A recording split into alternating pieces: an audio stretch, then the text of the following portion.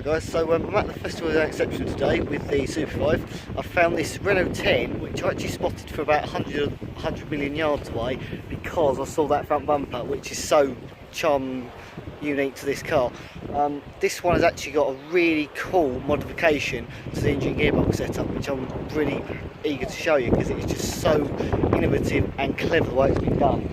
First bit you'll notice, I'll show you down here, is the fact that there's a grille where there would normally be a spare wheel well, and that is because on this car it's had the cooling radiator mounted at the front, and also the fuel tank is inside the bonnet at the front, which of course, as I mentioned on mine, add weight to the front of one of these, it does improve handling quite a fair bit. So I'm going to take you up the back and I'm going to explain exactly what's been done to this car to keep it on the road.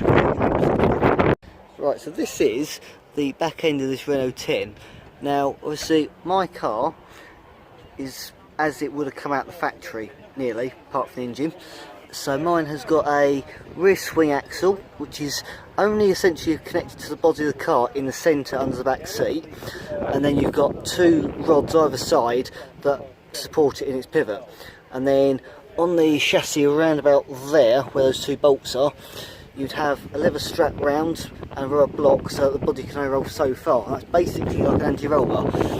On this one, it's been changed to an automatic gearbox. The fuel tank's been relocated at the front, as I just said, and the rear axle has actually been completely changed to basically like a subframe. It's been completely custom built.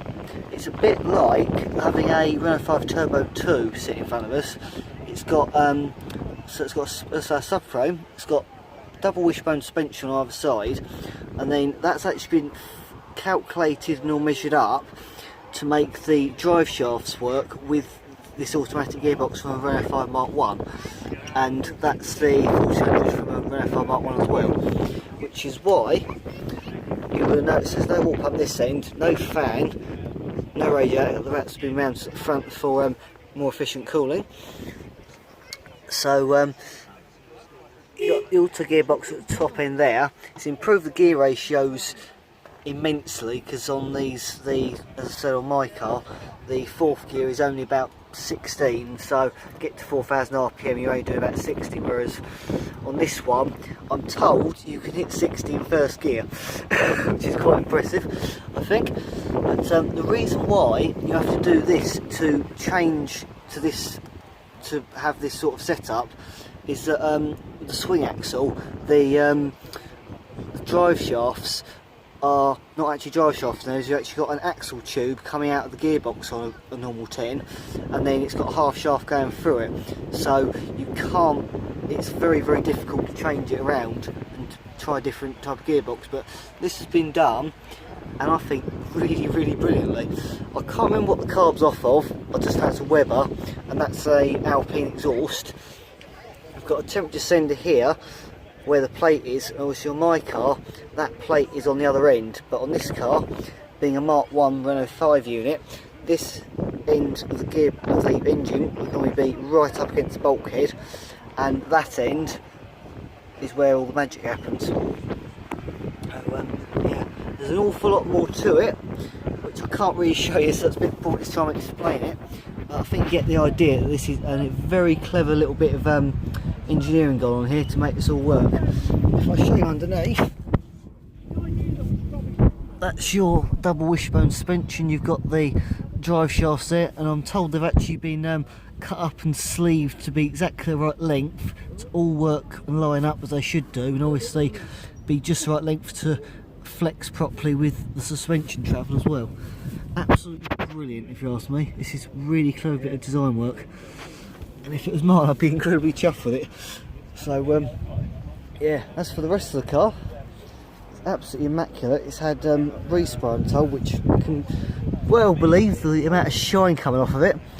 Lovely mirror, that's really good. It's a lot bigger than mine, so I bet it's a lot more helpful. This is the automatic gear selection here, which just brilliant. Obviously, being originally manual, it would have had the gear stick through the floor, but obviously that's been covered up, and those mats, same sort of thing as mine, but they've actually been made, but nonetheless they look I think they look pretty damn good, to be honest. Looks like they're supposed to be in the car like the original parts, so that's absolutely brilliant. This has also got gauges down there, which I don't blame them for, because let's face it, it's nice to be able to know what the hell's going on. Lovely radio, and on this, I think it might be that switch there, does the electric cooling fan at the front, which of course I don't blame them for either, because you can never have enough cooling because you do not want your car overheating. So, but yeah, that is this 1968 Renault 10. Absolutely brilliant, absolutely brilliant. This is probably the ridge that my car would be on if it was on a period correct number plate. Obviously mine isn't, and it never will be. So yeah, absolutely gorgeous car. I'm really happy to have seen it, because I've heard my mates had it at his workshop a couple of times, and I've heard stories about it, but I've never seen it in the flesh. It's absolutely superb. I'm really glad to have seen it today. So hopefully I'll get some more footage of some other excellent bits of engineering. Till then, see you later.